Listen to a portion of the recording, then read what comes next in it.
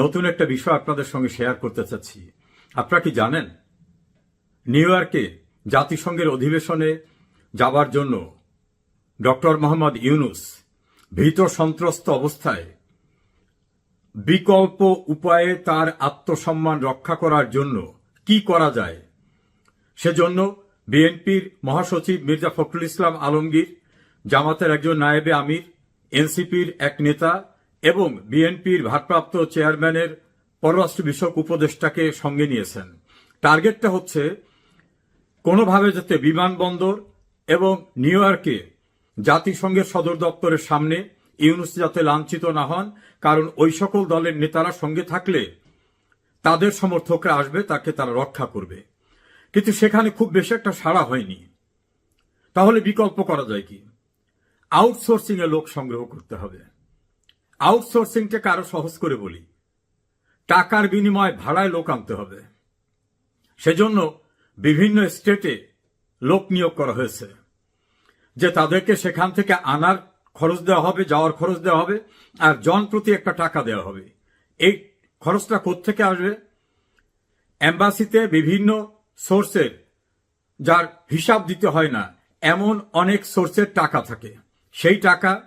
এবং ওইসব দেশে যারা আওয়ামী লীগ বিরোধী ব্যবসায়ী বা ধনী মানুষ, তারা একটা অ্যামাউন্ট দেবেন, আর ইউনূসের যে কোম্পানি আছে সেই কোম্পানি টাকা দেবেন। এই মিলে বড় একটা ফান্ড করে আউটসোর্সিং এ, অর্থাৎ ভাড়ায় লোক এনে প্রবাসে থাকা আওয়ামী লীগ বা 14 দল অথবা মুক্তিযুদ্ধের পক্ষের লোকরা, বীর মুক্তিযোদ্ধারা যে ক্ষোভ প্রকাশ করবে, প্রতিবাদ জানাবে, সেই ডিমনস্ট্রেশনের কাউন্টার ডিমনস্ট্রেশন করার জন্য লোক খোঁজার ব্যবস্থা করা হয়েছে।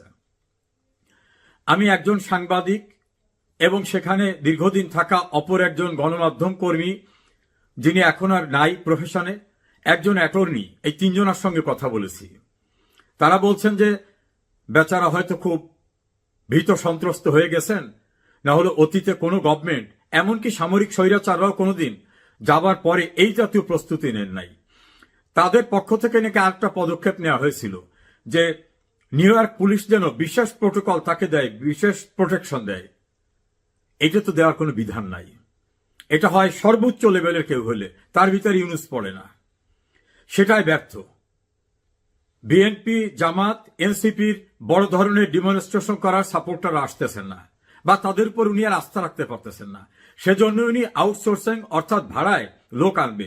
যেসব লোকগুলো বিভিন্ন ইন্ডিয়ান শপে বা অন্যান্য শপে কাজ করে, ক্যাশের ভিত্তিতে কাজ করে, বা রেগুলার কোনো কাজ নাই, তাদেরকে নিয়ে এসে তাদের দিয়ে ডিমনস্ট্রেশন করা হবে এবং তাদের আগাম টাকা পরিশোধ করা হবে, যাতে তারা ফিরে যাওয়ার সময় বিব্রতকর অবস্থায় না পড়ে। এই পদক্ষেপ নিয়েছেন। এটা অনেকে খুব সুবিধাজনক সাড়া না। তখন আর একটি পদক্ষেপ নিয়েছেন যে কনসুলেটে প্রতিবাদ জানাতে যাওয়া প্রবাসী বাঙালিদের আওয়ামী লীগের লোক হিসাবে ট্রিট করে তাদের বিরুদ্ধে মামলা হয়েছে, বেশ কয়েকজনকে গ্রেপ্তার করা হয়েছে। এইটা কনসুলেট জেনারেল থেকে বাইরে ছড়িয়ে দিয়েছে। এবং সেখানে যে প্রেস মিনিস্টার, তিনি এইটা নাকি বিভিন্ন ভুয়া পোর্টালে প্রচার করিয়েছেন। টার্গেটটা হচ্ছে এই খবরটা গেলে অনেকে অ্যাসাইলাম সিকিং আছে, কারো কেস পেন্ডিং আছে, কেউ ইনডেফিনিট পিরিয়ডের জন্য আছে। তারা যদি মামলায় পড়ে তাহলে তাদের এই অ্যাসাইলাম সিকটা অ্যাপ্রুভ হবে না, ফলে ভয় ভীতির ভিতর তাদের রাখা যায় কিনা। এইটা আবার গত রাতে একজন ইউটিউবার, তিনি অ্যাটর্নি মঈন চৌধুরী, সাংবাদিক দীপু সহ আরো কয়েকজনকে এনে আলাপ আলোচনার ভিতর থেকে প্রকাশ করে ফেলছেন যে এই ঘটনাটা সম্পূর্ণরূপে মিথ্যা। আওয়ামী লীগের কোনো লোক গ্রেপ্তার হয়নি। তাছাড়া ওই দেশে মামলা হয়, মামলার তদন্ত হয়, তারপরে গ্রেপ্তার হয়, তদন্তের পর্যায়ে। তো এখন পর্যন্ত কোনো মামলাই হয়নি। তা মামলাই যদি না হয় তা গ্রেপ্তার হয় কিভাবে? অন্যদিকে ইউএস আওয়ামী লীগের সভাপতি ডক্টর সিদ্দিকুর রহমান, তিনি প্রেসকে বলছেন যে একটা লোকও আমাদের কোথাও গ্রেপ্তার হয়নি। প্রশ্ন উঠেছে, ডক্টর ইউনূস একটা সফরে যাওয়ার জন্য এত মিথ্যাচার, বিরোধী দলের লোক নেওয়া, ভাড়ায় লোক আনা, আউটসোর্সিং যেটাকে, নিজের হাইকমিশনকে ব্যবহার করা, নিজের এনজিওর লোকদেরকে সেখানে উপস্থিত রাখা, এত কিছু করার পরেও নাকি সুবিধাজনক অবস্থায় নাই। তার হয়ে একজনে নাকি প্রবাসে থাকা অনলাইন অ্যাক্টিভিস্ট, যারা শেখ হাসিনার বিরুদ্ধে খুব সোচ্চার থাকেন, তাদেরকে নাকি অনুরোধ করেছিলেন যে আপনারা কিছু লোকটোক এখানে পাঠান। তাতেও নাকি খুব ভালো সাড়া পাওয়া যায়নি। এত কিছু করার পরেও ইউনূস আতঙ্কে রয়েছেন যে প্রবাসীদের ক্ষোভের মুখে তার অবস্থা কি হয়ে দাঁড়াবে। তার অতীত অভিজ্ঞতা আবার ভালো না। তিনি লন্ডনে গেছিলেন, সেখানে যে হোটেলে ছিলেন হোটেল থেকে বের হওয়ার মতো অবস্থাই ছিল না, প্রবাসীদের এত তীব্র ক্ষোভ। তার যিনি মাস্টার মাইন্ড, তথ্য সম্প্রচার উপদেষ্টা, তিনি নিউ ইয়র্কে অপদস্থ হয়েছেন, লন্ডনে অপদস্থ হয়েছেন, জাপানে গেছেন, আরেকজন জাপানে অপদস্থ হয়েছেন। বাংলাদেশের ভিতরে আসিফ নজরুল এবং তার যে গোয়েবলস শফিক, তারা মাইলস্টোন স্কুলের দুর্ঘটনা সেখানে গিয়ে 9 ঘন্টা অবরুদ্ধ ছিলেন। সেখানে তার এই যে আসিফ মাহমুদ, সজীব ভুইয়া, হাসনাত আবদুল্লাহ, সার্জিস আলমরা কেউ উদ্ধার করতে যেতে সাহস পায়নি, কারণ তাদেরকেই নাকি খোঁজে। আবার কক্সবাজার, চট্টগ্রাম, গোপালগঞ্জ, ময়মনসিংহে এই যে তার কিংস পার্টির লোকরা যাওয়ার পরে সেখানে ডগ স্কোয়াড অর্থাৎ কুত্তা বাহিনী, সোয়াত বাহিনী, আর্মি, র্যাব, বিজিবি সবকিছু দিয়েও নাকি তাদের রক্ষা করা যায় না, পরিস্থিতি এমন। ফলে দেশের ভিতরে দেশের বাইরে কোন জায়গায় ইউনূস এবং তার গংরা, তার বাহিনীরা নিরাপত্তা বোধ করছেন না।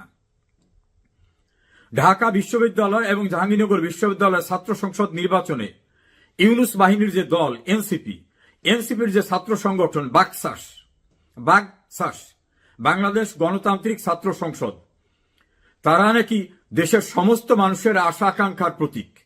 তারা এত ভোট পেয়েছেন যে নিচের দিক থেকে ফার্স্ট হয়েছেন, এত খারাপ অবস্থা। এবং এই ঘটনায় সার্জিস আলম, হাসনাত আবদুল্লাহ, আসিফ মাহমুদ, সজীব ভুইয়া, মাহফুজ আলম, নাহিদ ইসলাম, তাদের কোনো সাড়া শব্দ পাওয়া যাচ্ছে না। একজন ইউটিউবারের আলোচনার ভিতরে তো দেখলাম যে তারা কি হারিয়ে গেছে নাকি তারা আছে, তারা কি দুঃসময়ের ভিতর আছে, কোনো অভাব অনটন আছে, খাবার দাবার পাচ্ছে নাকি। আবার এর ভিতর ছড়িয়ে গেছে যে একজন সচিব নিয়োগে 35 কোটি টাকা নিয়েছেন এবং এনবিআর এর চেয়ারম্যান নিয়োগে নাকি 100 কোটি টাকার ঊর্ধ্বে। এই চতুর্দিকের এই ভয়ঙ্কর পরিস্থিতিতে ইউনূস এখন ছেড়ে দে মা কেঁদে বাঁচি এটা যেমন ভাবছেন, পাশাপাশি আবার ভাবছেন আর তো কোনোদিন কিছুই হতে পারবো না। হয়তো মনে মনে ভাবছেন যে আমি তো ইউনিয়ন পরিষদের চেয়ারম্যান হতে পারবো না নির্বাচনে, তাছাড়া ক্ষমতা হাতছাড়া হওয়ার পরে দেশেও তো আর ফিরতে পারবো না যদি দেশের বাইরে চলে যেতে পারি। যতদিন সময় নেওয়া যায় এই সময়ের ভিতরে কিছু কামিয়ে নেওয়ার চেষ্টা। আর ইউনূসের সঙ্গে যারা আছেন তারাও মনে করছেন যে বিদেশ থেকে আসছেন, কারণ তার ক্যাবিনেটের অধিকাংশ তো বিদেশি আর এনজিও পার্টি। কেউ কেউ তো এক ইউটিউবারের ভাষায় ডায়াপার পড়তে হয়, মানে বহুমূত্র রোগে আক্রান্ত। এইসব লোকরা আত্মজীবন সুযোগ পাবেন না, কাজে হালুয়া রুটি যা কিছু ভাগযোগ করে নেওয়া যায় এখনই নাকি উপযুক্ত সময়। এর সঙ্গে আরো যুক্ত হয়েছে ঢাকার রাস্তায় পুলিশকে এত কিছু বলার পরেও, সর্বশেষে 5,000 টাকা করে দেওয়ার মতো একটা উৎকোচ দেওয়ার পরেও আওয়ামী লীগের মিছিল ঠেকানো যাচ্ছে না। আর মিছিল প্রতিদিন 10টা-15টা মিছিল হচ্ছে, আড়ালে আবডালে না, ঘনবসতিপূর্ণ এলাকায় এবং কর্মব্যস্ত সময়ে। এমনকি ইউনূসের যে দল এনসিপির অফিসের নিচে নাচতেছে, গাইতেছে, মিছিল করতেছে আওয়ামী লীগের লোকরা, সেখানে নাকি তাদেরকে টু শব্দ করতে সাহস পাচ্ছে না এনসিপির কেউ। অন্যদিকে জামাত এবং বিএনপির ভিতরে একটা বিভাজন দৃশ্যমান। এনসিপি হারিয়ে গেছে, তার কোনো খোঁজ খবর নাই। আবার তারা যারা অনলাইন অ্যাক্টিভিস্ট, বিদেশ থেকে যারা সোচ্চার ছিলেন, তাদের আহ্বানে নাকি আর এখন কেউ সাড়া টাড়া দিচ্ছে না। তারা এই আওয়ামী লীগের বাইরে গিয়ে জামাত, বিএনপি, এনসিপি এদের দিয়ে নাকি কিছুই হবে না, ইউনূসের নাকি খুব শিগগিরই পতন হয়ে যাবে। তাহলে মাহমুদুর রহমান আমাদের সম্পাদক, তার নেতৃত্বে আরেকটা সরকার গঠন বা আরেকটা দল করা যায় কিনা সেটা নিয়েও তারা আলাপ আলোচনায় আছেন। ইউনূস এখন চতুর্দিকে সরিষার ফুল দেখছেন, কেউ বলছেন অন্ধকার দেখছেন, কেউ বলছেন কুয়াশাচ্ছন্ন অবস্থা। আওয়ামী লীগের নেতাকর্মীরা উৎসাহিত হয়ে রাস্তায় দোর্দণ্ড প্রতাপের সঙ্গে, আত্মবিশ্বাসের সঙ্গে মিছিল সমাবেশ করছে।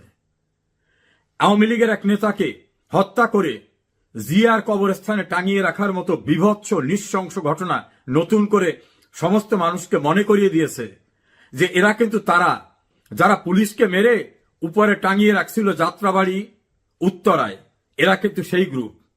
অর্থাৎ এই বিভৎসতা, এই যে ইউনূস বাহিনীর বিরুদ্ধে ঘৃণাকে আরো কয়েক গুণে বৃদ্ধি করে দিয়েছে।